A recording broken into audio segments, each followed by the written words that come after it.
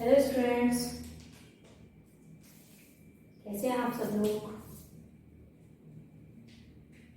I hope so आप लोग अपने अपने घर पे एकदम अच्छे से होंगे। चलिए आज की क्लास स्टार्ट करते हैं हम लोग, ठीक है। थर्ड ईयर की क्लास स्टार्ट करते हैं बॉटनी की। देखो, क्लास स्टार्ट करने से पहले मैं थोड़ा सा आपको आपके सिलेबस के बारे में बता देती हूँ कि आपके बॉटनी के अंदर कौन कौन सी बुक्स हैं। तो जैसा हमें पता है कि 3 बुक्स होती हैं, पेपर फर्स्ट, पेपर सेकंड और आपका पेपर थर्ड। तो पेपर फर्स्ट है आपका प्लांट मॉर्फोलॉजी एंड एनाटॉमी। देखिए, प्लांट मॉर्फोलॉजी एंड एनाटॉमी को हिंदी में बोलते हैं पादप आकारिकी एवं शारीरिकी। ये बुक का नाम है। ये वो बुक है जिसमें अपन प्लांट्स की आकारिकी मतलब उसकी बाह्य संरचना और शारीरिकी मतलब उसकी आंतरिक संरचना या ऊतक स्तर पर संरचनाओं का क्या करेंगे, अध्ययन करेंगे। दूसरी बुक आती है आपकी ecology and economic botany. Ecology का मतलब होता है पादप पारिस्थितिकी एवं इकोनॉमिक बॉटनी का मतलब है आर्थिक वनस्पति विज्ञान। इस बुक के अंतर्गत अपन प्लांट की पारिस्थितिकी मतलब पादप जगत, जीव जंतु, पेड़ पौधे, सजीव निर्जीव सभी चीजों का क्या करेंगे, अध्ययन करेंगे। और इकोनॉमिक बॉटनी के अंतर्गत हम प्लांट्स के आर्थिक महत्व कि कौन सा प्लांट किस तरीके से काम आता है, कौन से प्लांट के अनेक मेडिसिनल यूजेस होते हैं, कौन सा प्लांट खाने के योग्य होता है, कौन सा प्लांट हमको एडिशनल फूड्स देता है, और भी काफी तरीके की चीजें हमको उनसे प्राप्त होती हैं। तो ये इस बुक के अंदर पढ़ेंगे। और आपका पेपर थर्ड है एंजियोस्पर्म। पूरा नाम है टैक्सोनॉमी एंड एम्ब्रियोलॉजी। एंजियोस्पर्म मतलब आवृतबीजी पादप, ऐसे पादप जिनके बीज जो क्या क्या होते हैं, आवृत रहते हैं, क्योंकि इसमें फलों का निर्माण होता है। तो आवृतबीजी पादप, उसकी वर्ग की टैक्सोनॉमी कि कौन कौन से साइंटिस्ट ने एंजियोस्पर्म प्लांट्स के बारे में बताया, उनके लिए बहुत इनाम पद्धति हुई, बहुत सारी अलग अलग तरीके की साहित्य हुआ, टैक्सोनॉमिक कल्चर हुआ, बहुत तरह की चीजें, लिटरेचर इसमें अपन पढ़ेंगे। साथ ही भ्रूण विज्ञान मतलब एक छोटे से बीज के अंदर भ्रूण का विकास किस तरीके से होता है, और वो भ्रूण जिसमें प्रांकुर होता है, मूलांकुर होता है, और आगे जाकर किस तरीके से एक नए पादप का निर्माण कर लेता है। तो इसको अपन पढ़ेंगे पेपर थर्ड में, ठीक है। तो जो पेपर मैं आपको स्टार्ट करवाने वाली हूँ वो है आपका पेपर सेकंड मतलब इकोलॉजी एंड इकोनॉमिक बॉटनी। ये थोड़ा सा बड़ा पेपर है, सबसे बड़ा पेपर यही है मोस्टली, क्योंकि इसमें बहुत सारी इकोनॉमिक बॉटनी के अंदर बहुत सारे प्लांट्स का हम अलग अलग इंडिविजुअल अध्ययन करेंगे, जैसे चावल, गेहूं, बहुत सारे मेडिसिनल प्लांट हुआ आपका एलोवेरा, तुलसी, और आपका चाय, कॉफी, रबर, इन सब का। और साथ ही इकोलॉजी के अंतर्गत बहुत सारे इकोलॉजी जैसे कि वायुमंडल, एनवायरमेंट, इकोनॉमिक सिस्टम, इकोसिस्टम्स और सक्सेशन आदि सभी को अपन इसमें पढ़ेंगे। तो अपन ये बुक स्टार्ट करेंगे इकोलॉजी एंड इकोनॉमिक बॉटनी।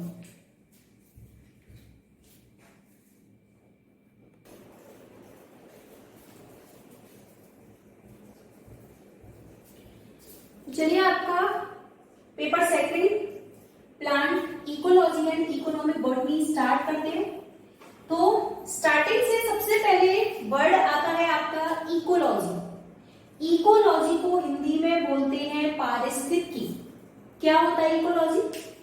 देखो, विज्ञान की वो शाखा जिसके अंतर्गत जंतु एवं पादपों का उनके पारिस्थितिकी के साथ अध्ययन किया जाता है। मतलब साइंस की वो ब्रांच जिसमें जीवित जीवों और अजीवित जीवों मतलब जंतुओं का, पादपों का के मध्य संबंध, या जंतु एवं पादप जो है वो अपनी पारिस्थितिकी या अपने पर्यावरण के साथ किस तरीके से कोऑर्डिनेशन करते हैं, रहते हैं, उन सभी चीजों का अध्ययन ही क्या कहलाता है, इकोलॉजी कहलाता है। देखो, इकोलॉजी बहुत इंपॉर्टेंट वर्ड है। इकोलॉजी अपने आप में बहुत इंपॉर्टेंट है। क्यों? क्योंकि आप जिस परिवेश में रहते हैं वो पूरा एक इकोलॉजी है। यदि इस वातावरण को हम संतुलित नहीं बनाए रखेंगे तो एक कंडीशन ऐसी भी आ सकती है कि जब ये इन्वायरमेंट हमारे लिए क्या हो, फेवरेबल ना हो या अनुकूलित ना हो, तो इकोलॉजी या पारिस्थितिकी जो शब्द है वो अपने आप में ही बहुत महत्वपूर्ण है हमारी प्रकृति के लिए, हम मनुष्यों के लिए और प्लांट्स के लिए। ठीक है, तो इकोलॉजी की डेफिनेशन आती है तो आप क्या लिखोगे, जंतुओं एवं पादपों का उनके पारिस्थितिकी के साथ अध्ययन करना ही क्या कहलाता है, इकोलॉजी कहलाता है। इकोलॉजी जो शब्द है वो सर्वप्रथम जिस वैज्ञानिक ने दिया उनका नाम था अर्नेस्ट हेकल। 1866 में हेकल ने सबसे पहले कौन सा शब्द दिया था, इकोलॉजी, और ये बताया, उन्होंने अपनी परिभाषा में बताया कि जीवित जीवों और अजीवित जीवों या अजीवों के मध्य पारिस्थितिकी संबंधों का अध्ययन करना ही क्या कहलाता है, आपका ecology. According to Haeckel, the study of between living organism and non living organism is called ecology. तो इकोलॉजी शब्द सर्वप्रथम किसने दिया, तो छोटे जो क्वेश्चन आते हैं उनमें नाम किसका आएगा, अर्नेस्ट हेकल का 1866 में। ठीक है, साथ ही फादर ऑफ इकोलॉजी अपन कहना चाहें, जैसे पूरे इंडिया में नहीं, सॉरी पूरे वर्ल्ड में, तो फादर ऑफ इकोलॉजी भी हेकल को ही नाम दिया जाता है। वैसे ऐसा कुछ मेंशन नहीं है आपकी बुक्स में, लेकिन फादर ऑफ इकोलॉजी यदि आता है तो वो हेकल ही आएगा।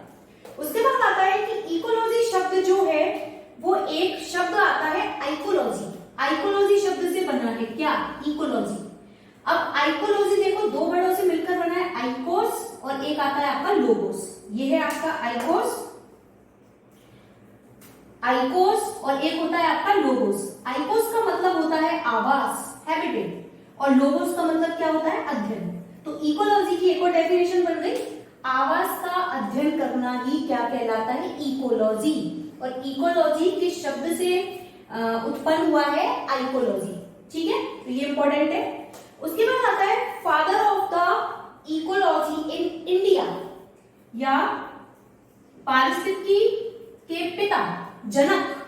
तो father of ecology India, India के अंतर्गत, या इंडियन फादर ऑफ इकोलॉजी, तो इंडिया के अंतर्गत इकोलॉजी के जो फादर है, जो जनक है, उनका नाम है आर मिश्रा। इसको रट लेना, ये हमेशा पेपर में आता है छोटे छोटे क्वेश्चंस में, कि father of ecology in India कौन है, भारतीय आपके पारिस्थितिकी के जनक कौन है, तो उनका नाम क्या आएगा, आर मिश्रा। आर का मतलब है यहाँ पर रामदेव, इनका पूरा नाम है रामदेव मिश्रा। ठीक है, और यदि आता है कि who is the father of modern ecology. Modern मतलब होता है आधुनिक, या आधुनिक जगत के अंतर्गत जो इकोलॉजी है उसके जनक कौन है, तो इधर देखना, father of modern ecology. Modern मतलब होता है आधुनिक, फादर ऑफ मॉडर्न इकोलॉजी वो है आपके वुड। इसको भी याद कर लेना। तो यदि फादर ऑफ इकोलॉजी आए तो हेकल लिखकर आना है, यदि फादर ऑफ इकोलॉजी इंडिया आए तो आपको लिखना है आर मिश्रा या रामदेव मिश्रा, और यदि फादर ऑफ मॉडर्न इकोलॉजी आता है तो आंसर क्या आएगा आपका, ओडम। ओडम वो साइंटिस्ट है जो कि आधुनिक पारिस्थितिकी के कौन है, जनक है। ठीक है,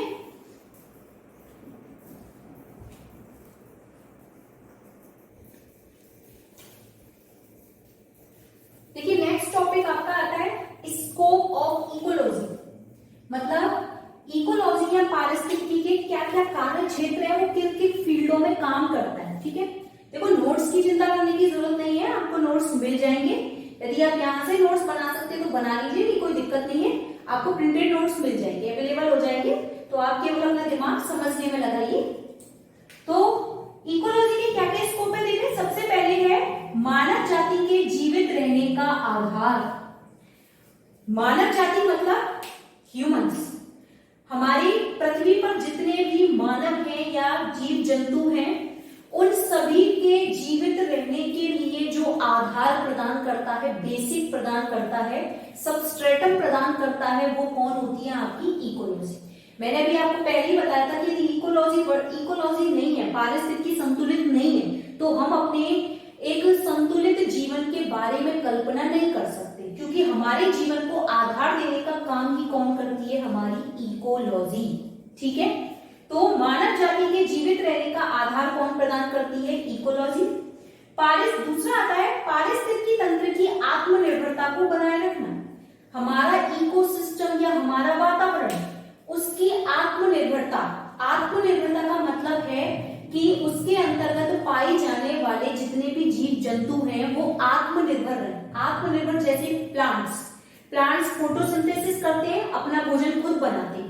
जीव जंतु भोजन के लिए पादपों पर डिपेंड रहते हैं, तो वो उस तरीके से पादपों से या मनुष्यों से नहीं, पादपों से अपना भोजन प्राप्त करते हैं।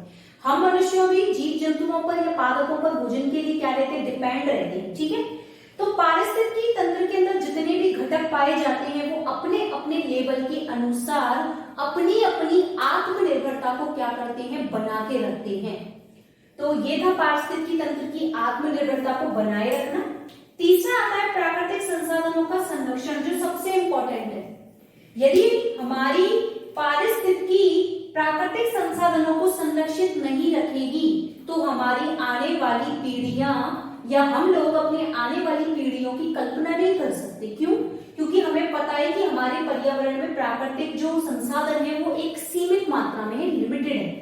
जैसे कि जल हुआ आपका, भूमि हुई, मृदा हुआ, आपके ईंधन हुए, फॉसिल फ्यूल्स हुए, कोयला हुआ, आपका पेट्रोल हुआ, तो ये सारी की सारी चीजें जो वो है वो लिमिटेड मात्रा में। यदि इनका संरक्षण नहीं किया जाए तो हम अपनी आने वाली जनरेशन के बारे में कल्पना नहीं कर सकते। तो इन सभी को संरक्षण करने का काम भी कौन करती है, हमारी इकोलॉजी। ठीक है, तीसरा आता है कि वातावरण में व्याप्त प्रदूषण का अध्ययन करना। अब देखो, यदि हमारी पारिस्थितिकी हमारे वातावरण या एनवायरनमेंट में व्याप्त जो प्रदूषण है उसके बारे में स्टडी नहीं करेगी तो प्रदूषण इतना बढ़ता हुआ चला जाएगा कि उसको रोकना क्या होगा, बहुत ज्यादा उसको रोकना इम्पॉसिबल हो जाएगा। तो हमारे वातावरण में काफी सारे ऐसे पेड़ पौधे हैं या जीव जंतु हैं जो वहां प्रदूषण के लिए क्या होते हैं, सूचक का काम करते हैं, इंडिकेटर्स का काम करते हैं। फॉर एग्जांपल लाइकेन, जैसे अपने सेकेंड ईयर में पढ़ा था, लाइकेन जो है वो प्रदूषण के बारे में बता देते हैं। ठीक है, तो पारिस्थितिकी के अंतर्गत एक और काम ये आता है कि वो हमारे एनवायरनमेंट में जो भी प्रदूषण है उसके बारे में क्या रखती है, अध्ययन रखती है, स्टडी रखती है। उसके बाद आता है आनुवांशिक पदार्थ का संरक्षण। देखो, आनुवांशिक पदार्थ वो पदार्थ होता है जिसकी सहायता से एक जीव अपनी आने वाली पीढ़ियों को बना सकता है। जेनेटिक मटेरियल मतलब डीएनए। ठीक है, तो जब भी देखो एक अच्छी किस्म का या अच्छी नस्ल के यदि फसलों का आनुवांशिक पदार्थ हम भविष्य के लिए स्टोर करके रख लें तो हम उस जैसे प्लांट्स को भविष्य में इजीली बना सकते हैं। उसका जर्मोप्लाज्म हुआ, उसका डीएनए हुआ, यदि उसको क्या कर लें अपन, स्टोर करके रख लें। तो पारिस्थितिकी का एक और काम ये होता है कि ये अच्छी नस्ल के या अच्छी किस्म के फसलों का या जीव जंतुओं के आनुवांशिक पदार्थ का क्या रखती है, संरक्षण रखती है। ठीक है, और लास्ट आता है वानिकी विकास का संरक्षण। वानिकी का मतलब होता है अधिक से अधिक पेड़ पौधे लगाना। यदि आप अधिक से अधिक पेड़ पौधे लगाएंगे तो हमारी इकोलॉजी या इकोसिस्टम का जो बैलेंस है वो बना रहेगा। पेड़ पौधों किसमें मदद करते हैं, देखिए श्वसन में भी पेड़ पौधे मदद करते हैं, प्रकाश संश्लेषण भी पेड़ पौधे करते हैं। प्रकाश संश्लेषण की क्रिया के दौरान तो ये कौन सी गैस लेते हैं, CO2 लेते हैं और O2 छोड़ते हैं, और उस ही O2 को हम जीव जंतु या मानव जीव अपने श्वसन में क्या करते हैं, उपयोग में लेते हैं। ठीक है, तो जितने ज्यादा पेड़ पौधे लगाएंगे उतनी ही ज्यादा हमारा इकोसिस्टम स्टेबल रहेगा, हमारा इकोलॉजी या हमारा पारिस्थितिकी जो भी है वो बिल्कुल बैलेंस्ड रहेगा। तो इकोलॉजी का एक और काम है कि वानिकी विकास करना, अधिक से अधिक पेड़ पौधों का विकास करना और साथ ही पेड़ पौधों का क्या करना, संरक्षण करना। क्योंकि फिलहाल की जनरेशन में अपन देखते हैं कि फ्यूचर जनरेशन में ऐसा दिखाई देता है कि जैसे पेड़ पौधे रहेंगे ही पृथ्वी पर। क्यों? क्योंकि हमने पृथ्वी पर इतने ज्यादा पेड़ पौधों को हटाना स्टार्ट कर दिया है अपनी रोजमर्रा की जरूरतों को पूरा करने के लिए, जैसे कि शहरीकरण को बढ़ावा देने के लिए। तो यदि प्लांट्स नहीं रहेंगे तो प्लांट्स ना रहने पर हमारा इकोसिस्टम स्टेबल नहीं रहेगा। तो उसको स्टेबल करने के लिए भी अधिक से अधिक पेड़ लगाने की जरूरत है, और लगाने के साथ साथ उनका संरक्षण करना भी उतना ही जरूरी है। तो ये 6 पॉइंट है किसके, स्कोप ऑफ इकोलॉजी या पारिस्थितिकी क्षेत्र में कार्य करने के या पारिस्थितिकी के कार्य क्षेत्र। ठीक है,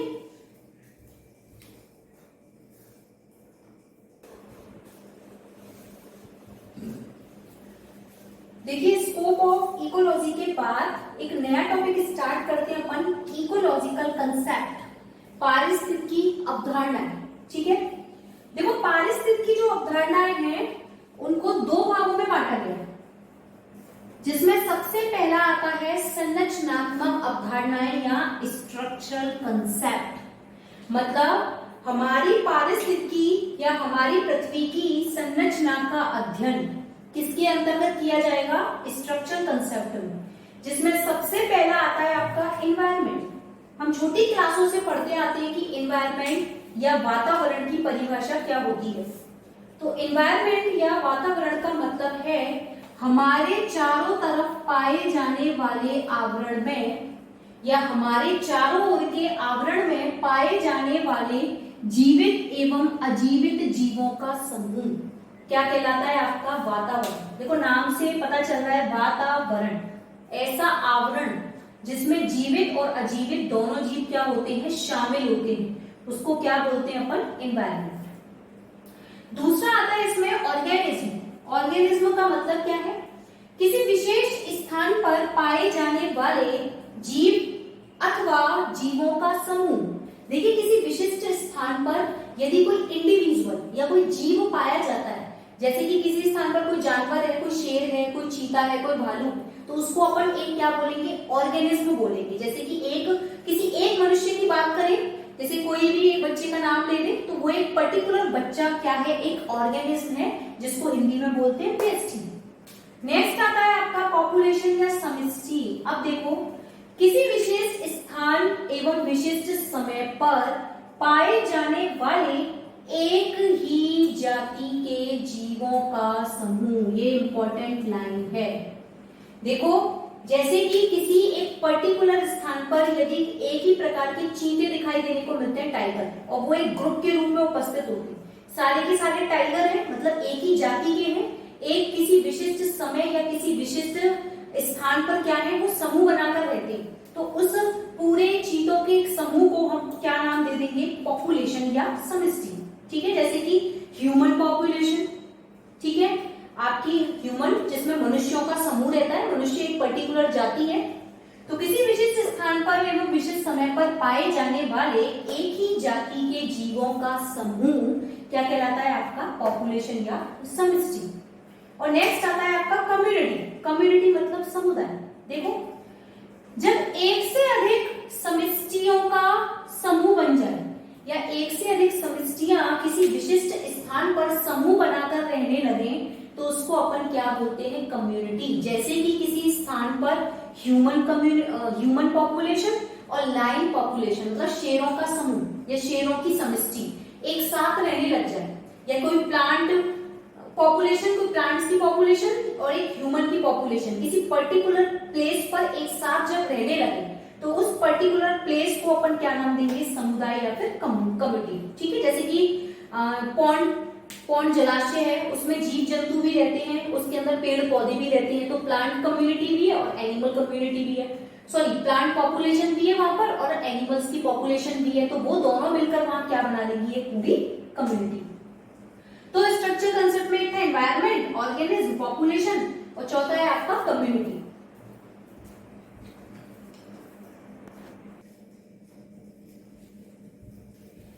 देखिए नेक्स्ट आता है कम्युनिटी के बाद इकोसिस्टम। इकोसिस्टम मतलब पारिस्थितिकी तंत्र। किसी स्थान विशेष पर समस्त समुदाय एवं अजीवित पर्यावरण मिलकर जिस तंत्र का विकास करते हैं उसको क्या कहते हैं, इकोसिस्टम।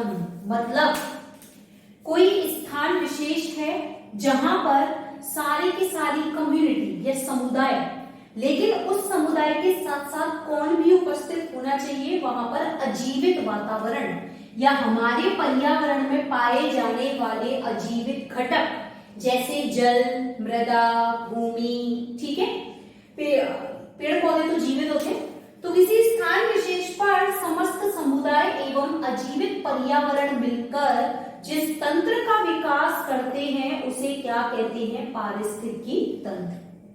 अब आता है नेक्स्ट हमारा संरचनात्मक के अंतर्गत सक्सेशन, सक्सेशन मतलब अनुक्रमण, इसको आप पढ़ के आए हो डेफिनेटली। अनुक्रमण क्या होता है?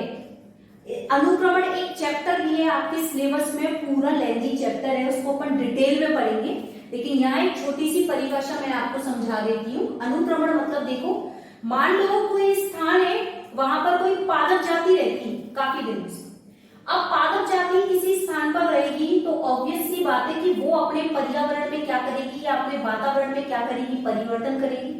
आप किसी जगह रहते हो तो ऐसा तो नहीं है उस जगह के वातावरण या पर्यावरण में कोई चेंजेस नहीं करते, एज इट इज रहता है, वहां का पर्यावरण चेंज होता है। तो जब कोई पादप जाति किसी पर्यावरण में रहती है तो वहां के पर्यावरण में लगातार क्या करती है, चेंजेस करती है, और इतने परिवर्तन कर देती है कि एक कंडीशन ऐसी आती है कि वो पर्यावरण अब उस पादप जाति के लिए क्या नहीं रहता, स्वीटेबल नहीं रहता, अनुकूलित नहीं रहता। और कुछ टाइम के बाद वो पर्यावरण इस पादप जाति के इतना प्रतिकूल हो जाता है कि वो पादप जाति जो है वो वहां से क्या हो जाती है, विलुप्त हो जाती है, और कोई दूसरी पादप जाति वहां पर क्या करती है, प्रवेश करती है। मतलब किसी दूसरी पादप जाति के द्वारा उस पहली पादप जाति का क्या करना, प्रतिस्थापन कर देना। क्यों? वातावरण, बदलती हुई वातावरणीय परिस्थितियों के कारण। तो इस चलने वाले लगातार क्रम को क्या कहते हैं, अनुक्रमण। लेकिन ऐसा नहीं है कि ये क्रम लगातार ही चलता रहता है, एक पोजीशन ऐसी भी आती है जहां पर जो पादप जाति एंड में जाकर वहां स्टेबल हो जाती है, मतलब अब वो अपने वातावरण के प्रति क्या हो जाती है, अनुकूलित हो जाती है, और अब वहां चेंजेस होने पर भी उसके ऊपर कोई भी इफेक्ट नहीं पड़ता। तो वो कौन से क्रम को बनाती है, स्टेबलाइजेशन, मतलब स्टेबल हो जाती है वहां जाकर। तो इस बदलते हुए या इस लगातार चलने वाले क्रम को क्या बोलते हैं अपन, अनुक्रमण। इसको डिटेल में पढ़ेंगे अपन। और हाँ, नोट्स की चिंता मत करना, बार बार मैं आपको बोलती हूँ कि नोट्स की बिल्कुल भी चिंता मत करो, वो आपको मिल जाएंगे। फिर नेक्स्ट आता है इसमें बायोम। बायोम क्या होता है, ये भी इंपॉर्टेंट वर्ड है। देखो ये छोटी छोटी परिभाषाएं आती है पेपर में। पादप एवं जंतु जातियों का वह जटिल समूह जो जलवायु के आधार पर तथा अपनी विशिष्टताओं के आधार पर किसी अन्य स्थलीय सामुदायिक क्षेत्र से अलग पहचाना जा सके। देखो कैसे, मान लीजिए कोई स्थान है, कोई जहाँ के जीव जंतु अपनी जलवायु के अनुसार वहां पर रहते हैं, ठीक है। जैसे कि मान लीजिए कोई ठंडा प्रदेश है और वहां कोई पादप जाति रहती है। अब वो पादप जाति वहां जब वो किसी जलवायु में रहती है तो वह जलवायु के आधार पर वहां उस पादप जाति में कुछ क्या होंगे, विशिष्ट कैरेक्टर होंगे, कुछ उसके विशिष्ट लक्षण होंगे कि मतलब वो उसी जलवायु में क्या कर सके, सरवाइव कर सके। अब वो पादप जाति जो है उसको यदि उसका कंपेयर किसी अन्य सामुदायिक क्षेत्र में पाई जाने वाली जनजाति से करें या जातियों से करें, तो यदि उसे हम उस पादप जाति को हम अलग से पहचान सके, किसके आधार पर, उसके विशिष्ट गुण के आधार पर, और वो विशिष्ट गुण उसको कहां से मिले थे, उसकी जलवायु से मिले थे, तो उसी को अपन क्या बोलते हैं, बायोम। जैसे देखो एक आता है टुंड्रा बायोम, एक आता है घास का मैदान। टुंड्रा बायोम मतलब टुंड्रा बायोम की जलवायु जो होती है वो ठंडी होती है, यहाँ पर बर्फ पड़ती है, बहुत टेम्परेचर कम रहता है। तो देखो यहाँ पर जो जीव मिलेंगे उनके अपने अपने कुछ विशिष्ट कैरेक्टर होंगे। और एक आता है घास का मैदान। घास का मैदान मतलब वो एरिया जहाँ टेम्परेचर ज्यादा होता है, बारिश कम होती है और घास नुमा श्रब्स या हर्ब्स देखने को मिलते हैं, ठीक है। तो यहाँ के जो प्लांट्स है वो अपनी जलवायु के अनुसार विशिष्ट गुण दिखाएंगे। तो इस जलवायु के जो जीव है या पादप है वो इस जलवायु के पादपों से एक विशिष्ट लक्षणों के आधार पर अलग से क्या किए जा सकते हैं, पहचाने जा सकते हैं, क्योंकि यहाँ अपनी जलवायु के अनुसार इनके विशिष्ट विशिष्ट क्या होंगे, गुण होंगे। तो जिस विशिष्ट गुण के आधार पर इनको पहचाना जा सके उस ब्रांच को ही या उस शाखा को ही अपन क्या बोलते हैं, बायोम, ठीक है। तो ये थे आपकी संरचनात्मक अवधारणाएं।